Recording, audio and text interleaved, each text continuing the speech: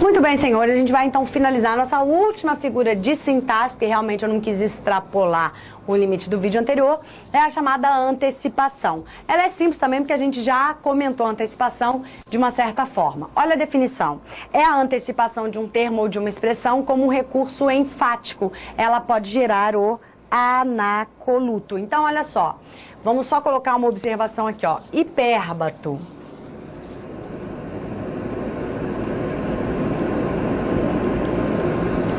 Troca da ordem entre os termos da oração. Hipérbato.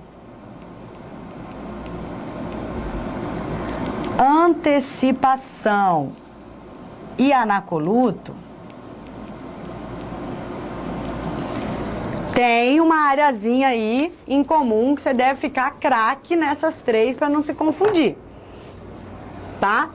Aqui é quando o próprio nome já diz, né? Antecipo um termo. No hipérbato eu troco. Essa troca pode ser uma antecipação. Que eu posso trocar, eu posso pegar o que está lá em último lugar e colocar em primeiro. Então, dependendo do hipérbato, é também uma antecipação. Ok? E o anacoluto, para ser anacoluto, eu tenho que quebrar a sintaxe. Se eu não quebrar a sintaxe, não é anacoluto, como a gente viu no vídeo anterior. Exemplo, Joana, creio que veio aqui hoje. Olha só, do jeito que está escrito aqui, Joana... eu antecipei, porque o sujeito da oração é o eu. Eu creio que Joana veio aqui hoje. Mas ao antecipar essa palavra, ao antecipar essa palavra, eu estou enfatizando a Joana. Então, olha só, Joana, creio que veio aqui hoje.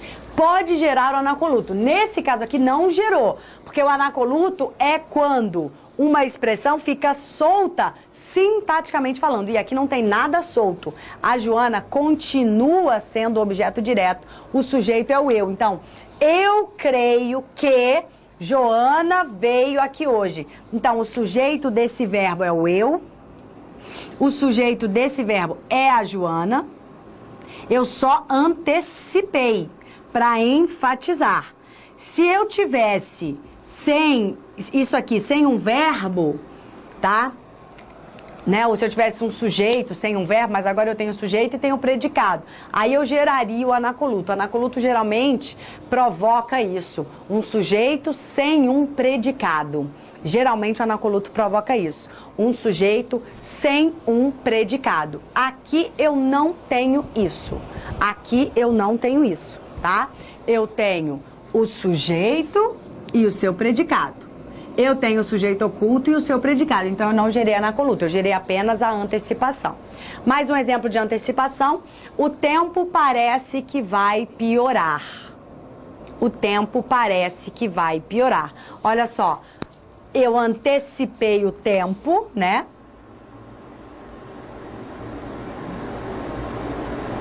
Para enfatizar, porque seria, parece que o tempo vai piorar. Então, o tempo aqui, agora vamos aprofundar. Se eu colocasse isso aqui sem a antecipação, ficaria assim, ó, essa oração.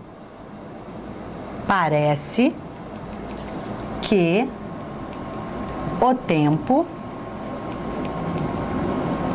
vai piorar. Então, antecipei a expressão o tempo, ok? Agora, isso aqui faz parte, ó, o tempo faz parte de todo esse sujeito. Senhores, toda esta oração é oração porque tem verbo, né? É o sujeito deste verbo aqui, ó. Então, é o sujeito do verbo parece. Eu falo pra vocês o tempo todo que todo verbo tem um sujeito. Eu falo pra vocês o tempo todo isso.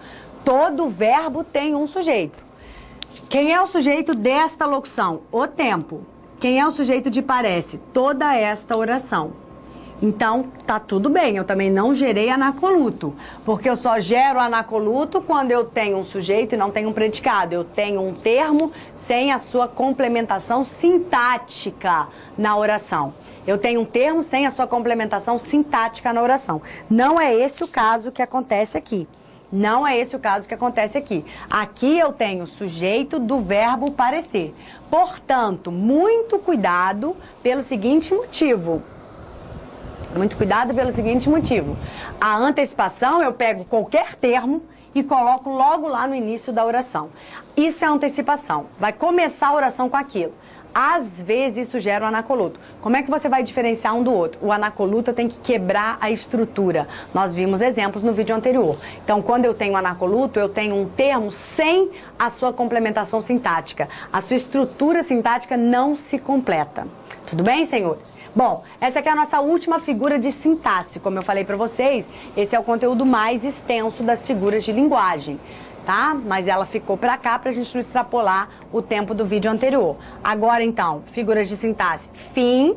E agora vamos para as figuras de palavras. Então, já é o terceiro tipo de figuras de linguagem. Bom, a gente vai começar com a mais famosa, né? A que domina o mundo, que é a tal da metáfora. Famosérrima a metáfora. Vamos, então, a ela. É o emprego de palavras fora do seu sentido normal por analogia. Opa! Então eu percebo que a metáfora é uma analogia. Ou seja, a metáfora é uma comparação. Agora, toda comparação é uma metáfora? Não, claro que não. Vamos ver então que tipo de comparação é que é a metáfora. É um tipo de comparação implícita. Então tá aqui, ó. Sem termo comparativo. Termo comparativo é sinônimo de conectivo. Então, e comparação implícita é sinônimo de comparação direta. Direta exatamente porque ela não tem conectivo. Direta exatamente porque ela não tem conectivo. Então é quando eu digo pra vocês, né? Ou quando a gente ouve, você é o sol da minha vida, né? Ou ela é uma flor, ou ela é um doce. São metáforas. Por quê? Porque as palavras estão empregadas fora do seu sentido normal. Agora, tem uma característica aqui da metáfora que nos ajuda muito, mas muito mesmo, a identificá-la quando nós estivermos fazendo as provas de concurso. E a característica é a seguinte, ó. A metáfora, senhores, ela é a comparação entre elementos que, eu vou até trocar a cor da nossa caneta, tamanha a importância do que eu vou escrever agora. Comparação entre elementos que não possuem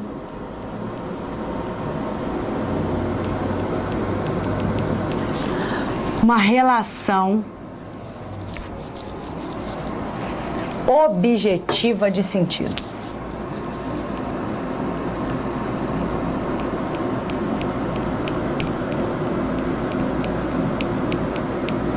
Não possuem uma relação objetiva de sentido.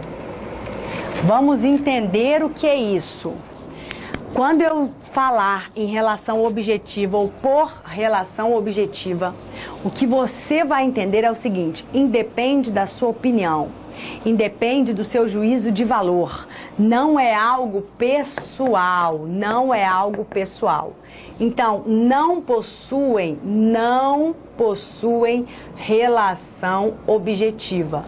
Não possuem uma relação objetiva de sentido.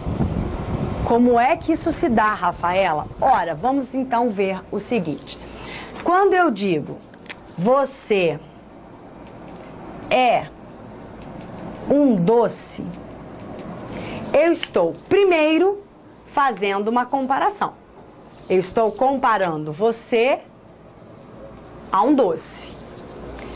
Nesta comparação, então, os elementos que eu estou comparando são você e doce.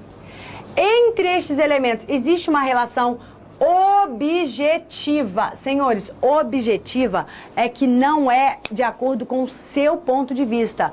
Objetiva é que faz parte do senso comum. Objetiva é que todo mundo acha isso. Objetiva é que não é fruto de opinião, é fruto de uma razão, algo quase que comprovado cientificamente falando. Então, quando eu digo você é um doce, não existe uma relação objetiva entre você e o doce. Sendo assim, eu posso fazer uma metáfora. É por essa razão que a metáfora domina as figuras de palavra. Porque eu posso comparar qualquer coisa com qualquer coisa. Já que ela independe de uma relação objetiva de sentido, eu posso criar metáfora com tudo. Claro que tem que ter uma relação. Obviamente que se eu digo você é um doce, é uma metáfora positiva, é uma metáfora, né, que sugere um elogio, sugere que a pessoa ela é dócil, ela é meiga, ela é afável, ela é de repente delicada, ok? Então é claro que eu vou conseguir interpretar essa metáfora, mas eu posso, ó, você é um relógio, uma maneira de dizer que a pessoa é pontual. Ou que ela tem hora para tudo, ou que ela tem toque. Aí, claro, tem toque para horário, né? Você é um relógio, tem hora para comer, tem hora para dormir, tem hora para escovar o dente, tem hora para tomar banho, tem hora para tirar a meia, tem hora para amarrar a gravata, tem hora para abrir a tampa da caneta, enfim. É claro que a metáfora vai depender do contexto, isso aí é óbvio, né? Então, dependendo do meu contexto, eu vou interpretar a metáfora. Mas, de fato, a metáfora ela é tão rica e ela é a figura de linguagem predominante porque ela é muito fácil de ser feita. Às vezes, ela não é tão fácil de ser percebida. É necessário que o candidato tenha uma percepção aguçada para identificar esses elementos. Claro, esta metáfora foi uma metáfora óbvia, um exemplo iniciante mesmo, um exemplo básico para você compreender o que vem a ser relação objetiva de sentido entre elementos. E para que fique bem claro que na metáfora, essa relação objetiva de sentido não está presente, ela não se faz presente, ela não é necessária.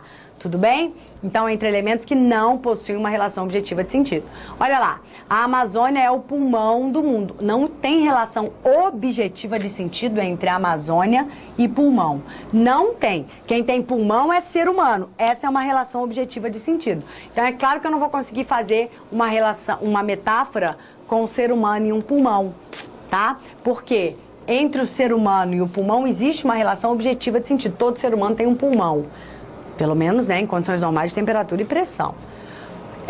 Então, a Amazônia não tem uma relação objetiva de sentido com o pulmão, por isso eu configuro uma metáfora. E observe, sempre observe, sem o termo comparativo, sem o conectivo. Porque se eu coloco o conectivo, aí eu não tenho mais a metáfora, eu tenho a comparação.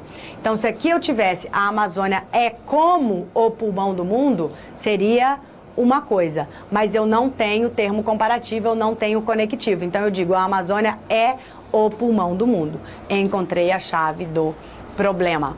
Veja bem, nosso caso é uma porta entreaberta. Em tudo isso eu tenho metáfora, nessas 3 sentenças aí, ó. Aqui eu tô comparando a Amazônia com o pulmão.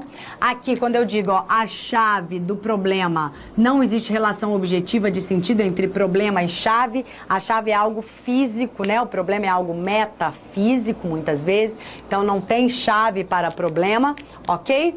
Veja bem, no nosso caso, é uma porta entreaberta. Nosso caso, perdão. Então, ó, nosso caso, que é uma relação comparando com porta, né?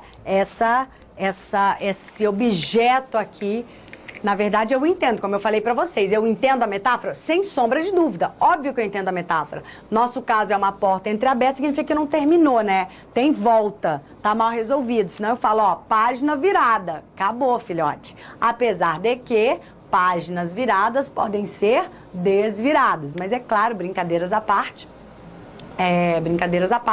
Quando eu digo página virada, eu estou enfatizando, né, que, ó, ficou pra lá, passou, acabou. Agora, nosso caso é uma porta entreaberta, então se está entreaberta é porque não fechei totalmente, né, só um pouquinho. Então, existe uma possibilidade de ela ser aberta novamente, ok? Essa é a nossa metáfora. A nossa próxima figura de linguagem é a personificação. Figura agora de palavra, né? Personificação também é uma figura interessante, não é difícil de ser percebida, tomara que caia, porque ela é bastante acessível. Então vamos lá, tomara que caia aí no TCE, né?